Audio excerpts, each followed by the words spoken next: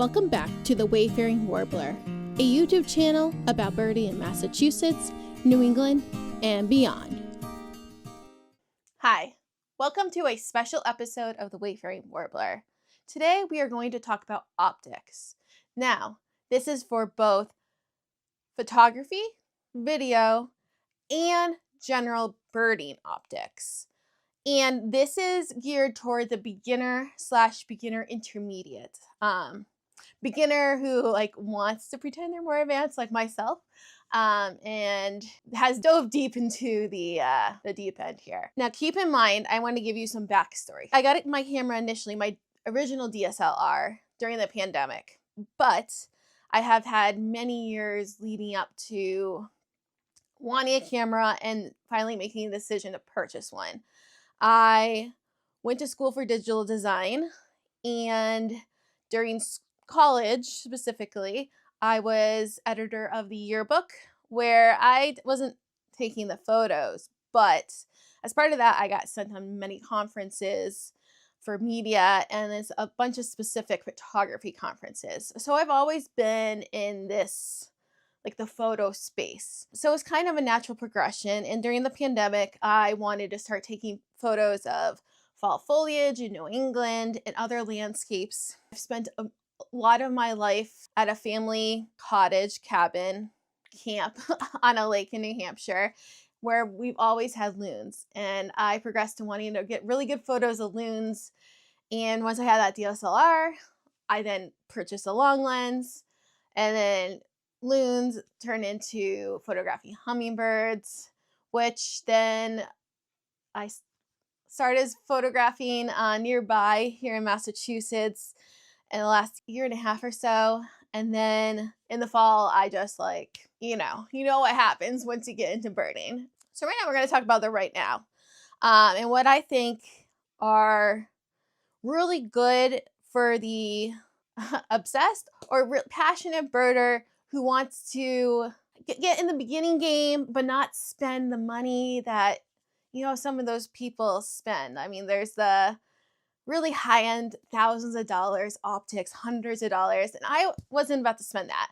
I was going from let's say binoculars, your basic, really cheap, over-the-counter binoculars, and being this is it, and to buying my first pair last summer of better ones and being wow, I had no idea that optics could do this.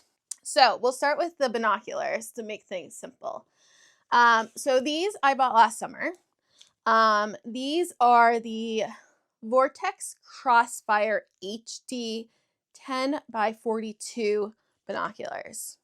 I think they're great. I don't really have any plans to get any new ones anytime soon.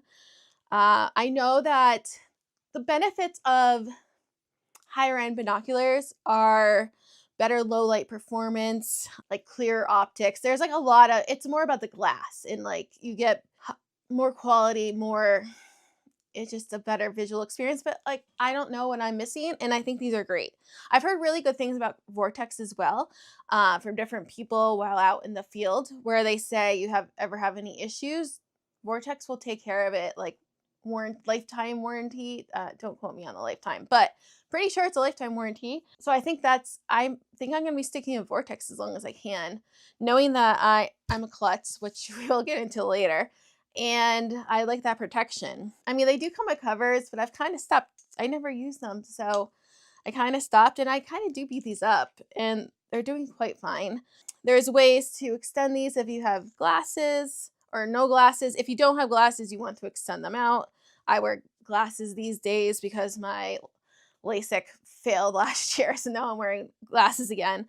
So I keep those down, and yeah, you can adjust, if your eyes are a little different, you adjust one to match the other. I mean, it's great. I get good distance, and you can easily go back and forth, zoom in and out. Great focus. I mean, love these. Highly recommend. They run, they're still the same price I paid last summer. I'm a sale hunter. I keep an eye. I have an Amazon. I have many lists going where I watch the prices, see if they decrease, and then I purchase if there's a good sale. But Binoculars, I haven't really seen too many sales on. I got these for $149 last summer. They're still $149 on Amazon. I will provide links for all this in the description below. Now jumping over to something I didn't purchase until end of last year. I didn't think I was a photographer. I didn't think I wanted one of these. I didn't really know they existed until I started seriously birding in the fall. So this, I did a lot of research on spotting scopes. I didn't really, the lower end ones don't seem, like I'm not about getting the cheapest thing. I want something that's going to last me, but I also want like something that's the best bang for my buck. I do so much research when I buy anything. Like that's, if you're going to learn anything about me, it's that I do my research for a long time before I make a decision. And I had gotten recommendations about different ones, but with a camera, there's other things I'd rather buy. And I didn't want to spend, scopes can easily cost you way over $1,000. And that's just for like a mid-range one. I mean, people spend as much as more than or just as much as fancy cameras and lenses on scopes. That's not where I wanted. I wanted a little more distance. So scopes are great for weird duck season right now. Going out, I mostly use it going out to the ocean, and especially on trips, like trips with the BBC or Mass Audubon, if we're scanning the ocean, it's so much easier to scan it with this. It's kind of like, I use both binoculars, my camera, and this when I'm scanning the ocean, but sometimes this is just focusing on one thing, and you get like just a much clearer view. So like I highly recommend a scope. But there is a difference between the cheap ones and then high-end ones. So my research brought me to, I wanted a 60 by 80. There are varying numbers, but a 60 by 80 seemed pretty, like that was the middle of the road. That was like a general average. There was other ones you could go for, but this seemed like, you know what? I wouldn't regret getting a 60 by 80. So that's what I did. And so this is a Vortex again. I'd already had a good experience with Vortex. There's a number of different brands out there, but I went with what I knew I liked, and I liked they have that warranty. And I was looking at various models and deciding, do I want to spend, and this was around Black Friday. So keep in mind, there were discounts around Black Friday. And there's various versions of the Vortex, some newer ones. But in the end, I got this Vortex Viper HD 20 to 60 by 80. Sorry, let's go back. It's 20 to 60 by 80 is the range because that's your zoom, 20 to 60. Spotting scope, angled. So there are two different types of scopes. You have the angled and then you have the straight. Some people like the straight because you can like car scope. And then the benefit of an angled scope is you can look down and it's like easier on your neck. Otherwise you have to have your tripod way up high and then look like this. And then otherwise you can just like peer down like this and look. I guess I'm a shorter person. I'm only 5'5", so 5'4", depending on who you ask. But so tripods are high enough for me, but if you're any taller, you'd have to get an extra high tripod, and like that's going to be more costly. So an angled I think is good. And most people have the angled overall. So this Vortex Viper, there is a newer version. And at the time I bought this, I got a good discount on Sportsman Warehouse, which I had never ordered from before, but seems to be tied to all those other hunting sports places like Cabela's and Bass Pro Shops. They had a significant discount on this because it's the previous version, which I saw like, yes, the newer version review said it was like much better, but I don't know any different. And at the time I bought this for $3.99. Today it's $5.99. So I got a massive deal. So I would say keep an eye out for deals. If you're not rushing for it, I mean, we're at the end of weird duck season here. So hold out for a better discount. And you can get, I think this is $3.99 was like ideal. Like I was willing to pay $5.99 if I had to, but I was very happy I saved money. And I don't want anything else.